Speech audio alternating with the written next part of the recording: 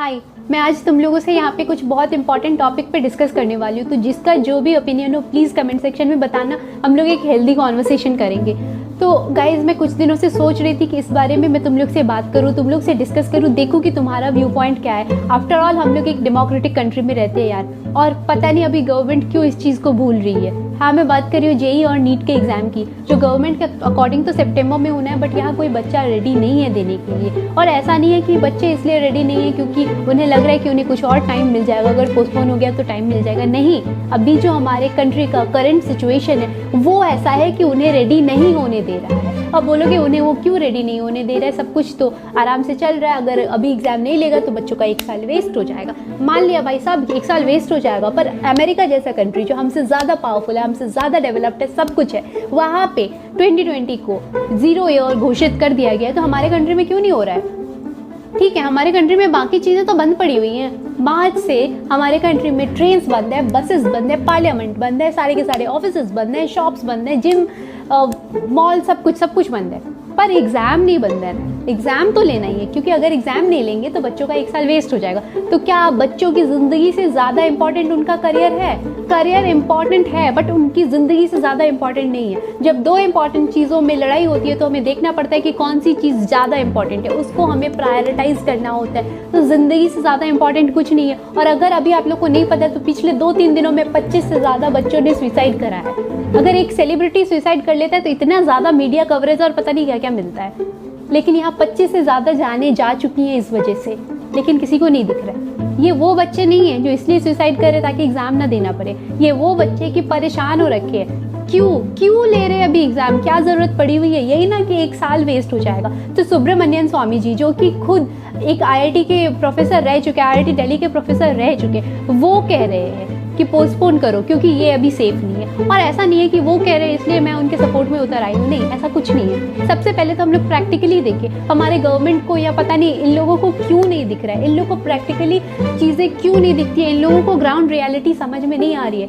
इन लोग रूल क्या बना रखे हैं कि ठीक है जाओ मास्क और ग्लव्स पहन करके एग्जाम दो। तो भाई साहब बहुत सारे बच्चे मेरे जैसे जो आधे अंधे हैं, जो स्पेक्स लगा के एग्जाम देते हैं, तो वो क्या करेंगे? इधर मास्क लगाएंगे, इधर से वेपर आएगा, और उसके बाद जो आपको पता ही होगा कि जेईई मेन के एग्जाम में total number of question is 90, और जो आस होते हैं वो 3 होते हैं। मतलब आपको सिर्फ एक क्वेश्चन सॉल्व करने के लिए सिर्फ और सिर्फ 2 मिनट मिल रहा है। वहीं पे अगर नीट वाले बच्चों का हाल देखें तो उन्हें 180 मिनट में 180 क्वेश्चन सॉल्व करने, मतलब एक क्वेश्चन सॉल्व करने में सिर्फ 1 मिनट लग रहा है। तो यहाँ पे ऐसे ही टाइम कम पड़ा हुआ है, और वो बच्चे बस आराम से ऐसे निकालें और चश्मा पोंछते रहे बैठ के। तो ये आपको लग रहा है कि प्रैक्टिकली पॉसिबल है? मुझे नहीं लग रहा है। पता नहीं गवर्नमेंट को कैसे लग रहा है, मुझे नहीं समझ आ रहा है। सेकंड पॉइंट, बोल रहे ग्लव्स लगाओ। तो भाई साहब ग्लव्स लगा के आप लिख सकते हो?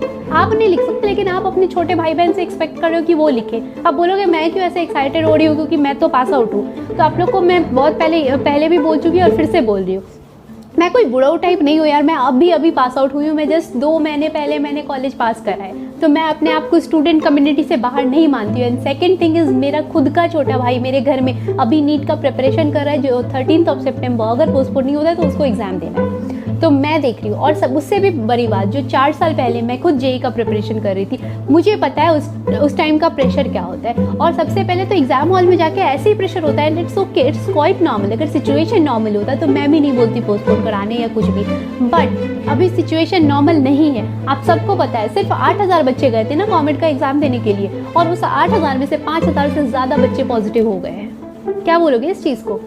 बहुत सब कुछ आराम से सोशल डिस्टेंसिंग और बाकी सारे जो प्रिकॉशंस हैं सब कुछ लिया गया, लेकिन यहाँ पे क्या हुआ, 5000 बच्चे पॉजिटिव हो गए। कौन इस चीज़ की जिम्मेदारी लेगा? और यहाँ जेईई और नीट दोनों का अगर बच्चे को मिला दे, जो टोटल नंबर ऑफ कैंडिडेट्स हैं, तो 25 लाख जैसे हो रहे। तो अब 10 लाख मर ही जाएंगे तो क्या हो जाएगा? ऐसे भी तो मतलब बॉर्डर पे बहुत सारे लोग मर ही रहे हैं, शहीद हो रहे हैं ना। तो हो सकता है ये बच्चे फ्यूचर में जाके आर्मी ज्वाइन करें, नेवी ज्वाइन करें, तो अभी चलो शहीद हो जाते हैं। तो ये लग रहा है कि ये कुछ सोल्यूशन है, लेकिन नहीं, किसी को समझ में नहीं आ रहा है। बस उन्हें एग्ज़ाम लेना है, एग्ज़ाम इसलिए लेना है कि नहीं लेंगे तो 1 साल वेस्ट हो जाएगा।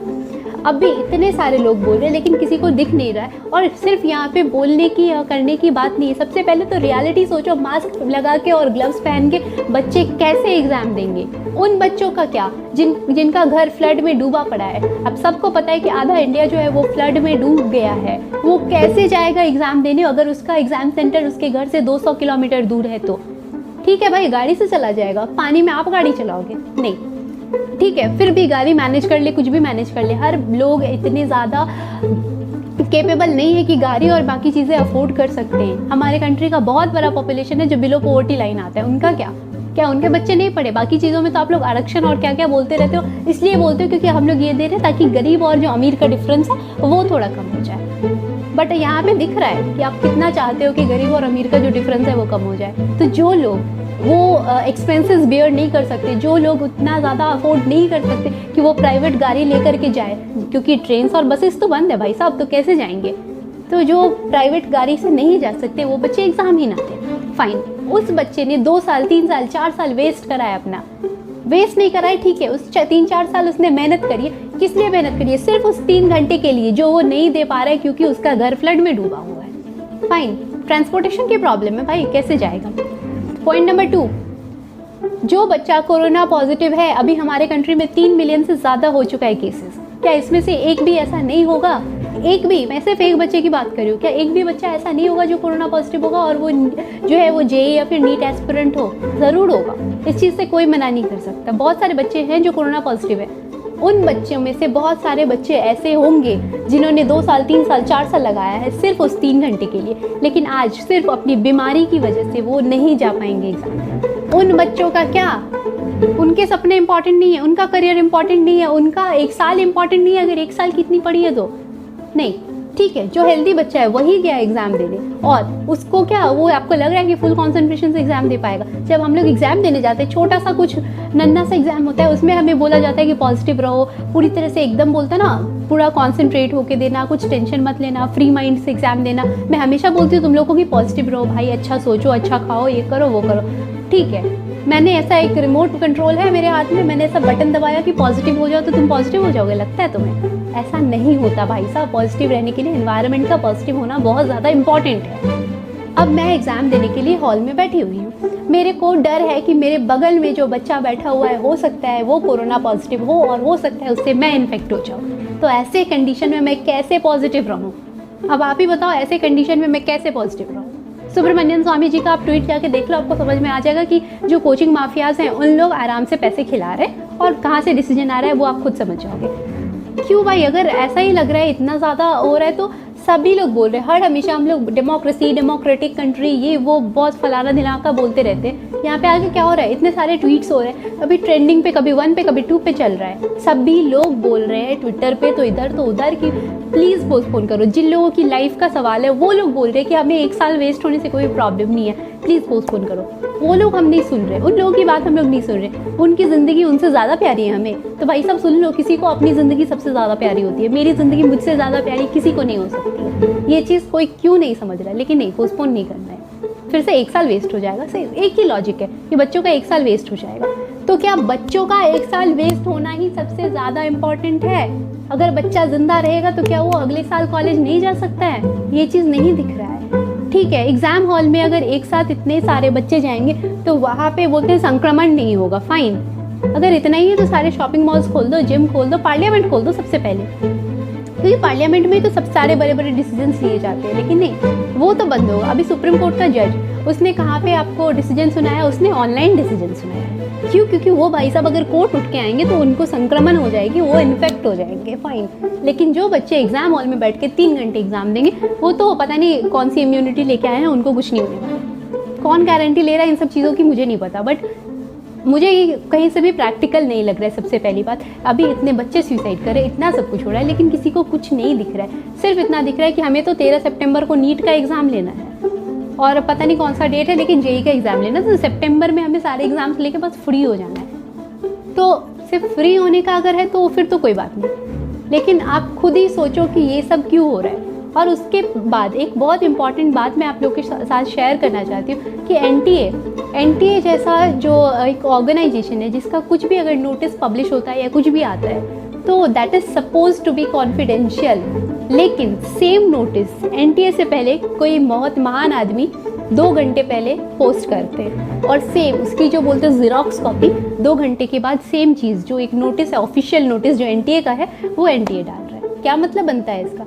कहाँ से आ रहा है, मतलब ये तो कॉन्फिडेंशियल होना चाहिए। तो जो महान व्यक्ति की मैंने बात करी है जिसने एनटीए से 2 घंटे पहले सेम नोटिस ऐसा पोस्ट करा है, वो व्यक्ति एनटीए का कुछ पार्ट नहीं है, वो किसी कोचिंग इंस्टीट्यूट का पार्ट है। तो आप खुद सोच लो कि इन दोनों के बीच में कौन सा गठबंधन चल रहा है, मुझे नहीं पता, आप बहुत समझदार हो, आप लोग खुद समझ सकते हैं।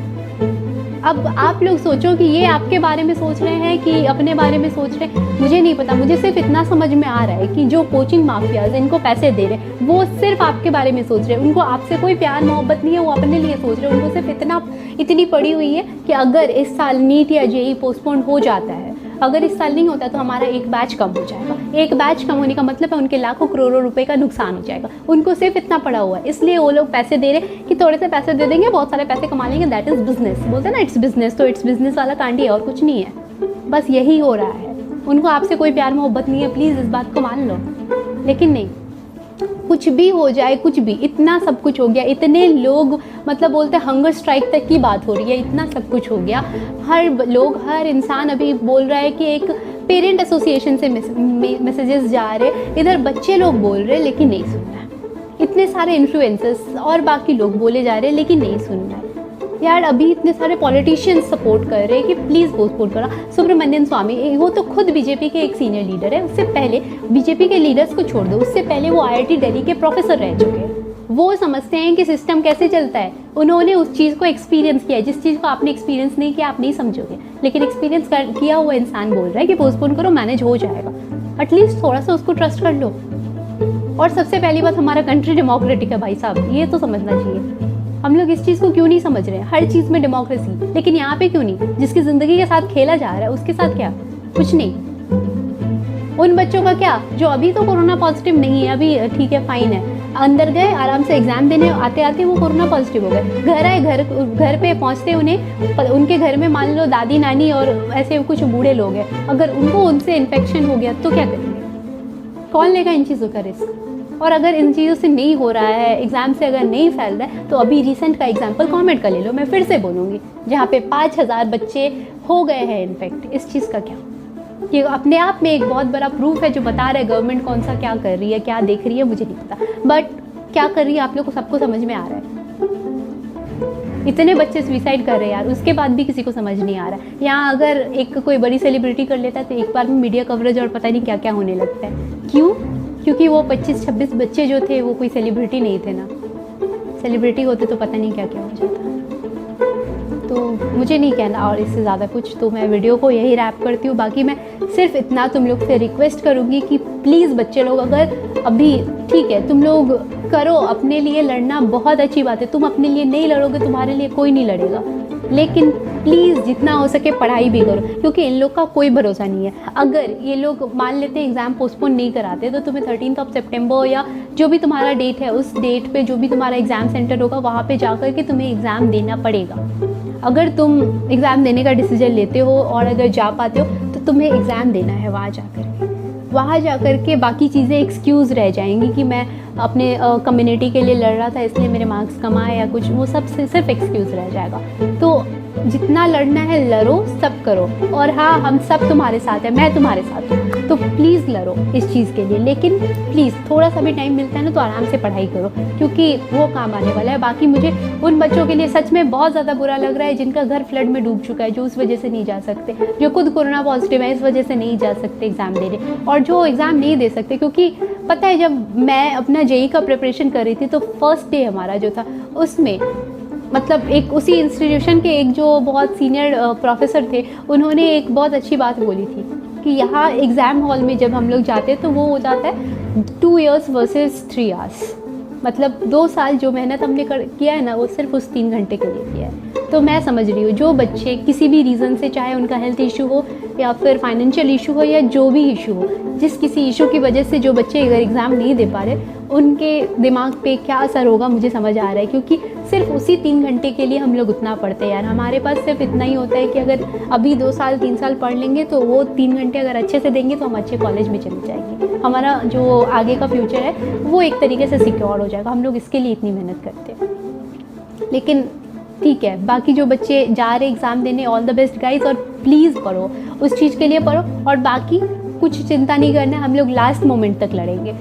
और हाँ ज़रूर लड़ेंगे, और अगर पोस्टपोन हो जाता है तो ये हमारी जीत होगी। और बोलते हैं ना, अपने लिए लड़ो और फिर जो जीत मिलती है ना उसकी बात ही कुछ अलग होती है। तो इस वीडियो को प्लीज़ प्लीज़ प्लीज़ इतना शेयर करो, इतना ज़्यादा शेयर करो कि दिल्ली में बैठे लोगों तक पहुंच जाए और उन लोग को भी समझ आए जो चीज़ हमें दिख रहा है वो उन लोग को भी दिखने लगे, उन लोग को भी दिखने लगे कि पॉसिबल नहीं है एग्ज़ाम देते देते चश्मे साफ करना, क्योंकि वेपर जो है वो मास्क की वजह से पहुंच जाएगा।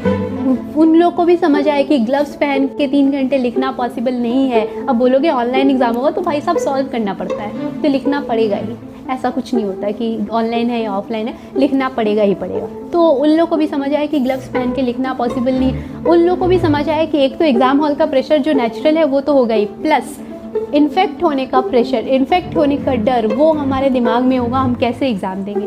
तो जो चीज़ें मुझे, आपको और हम जैसे लोगों को दिख रही है, सो वो जो बहुत पढ़े लिखे लोग हैं उन्हें भी एक बार दिख जाए, उन लोग को भी एक बार समझ में आए, जो हमारे जो बड़े बड़े डिसीजंस होते हैं हमारे कंट्री का लेते हैं तो उन्हें भी समझ आए, क्योंकि ये एक बहुत बड़ा बहुत इंपॉर्टेंट टॉपिक है। जो हमारे छोटे भाई बहन हैं या फिर जो यंगस्टर्स हैं हमारे जैसे, हम लोग ही हमारे कंट्री का फ्यूचर हैं, और हमारे कंट्री का फ्यूचर हम लोग इस तरीके से तो मतलब डेंजर में नहीं डाल सकते ना। तो ये हमारी लड़ाई है। तो जो भी बच्चे, चाहे कॉलेज वाले हो, स्कूल वाले हो, कोई भी हो, प्लीज़ प्लीज़ प्लीज़ इस चीज़ को सपोर्ट करो, इस वीडियो को बहुत ज़्यादा शेयर करो। और जो लोग सोच रहे हो कि हम कॉलेज में हैं तो प्लीज़ तुम भी करो। तुम्हारा छोटा भाई बहन या फिर जो भी तुम्हारा कज़न वगैरह हो सकता है कि वो खुद अभी इस फेज़ में हो, और ख़ुद को अभी से 2-3 साल पहले की तरफ देख लो, तुम्हें खुद समझ आ जाएगा कि किस लेवल का प्रेशर होता है, और तुम अगर उस पोजीशन में होते तो क्या करते। बाकी तुम्हारी मर्जी। तो thank you guys, please share करना। Thank you.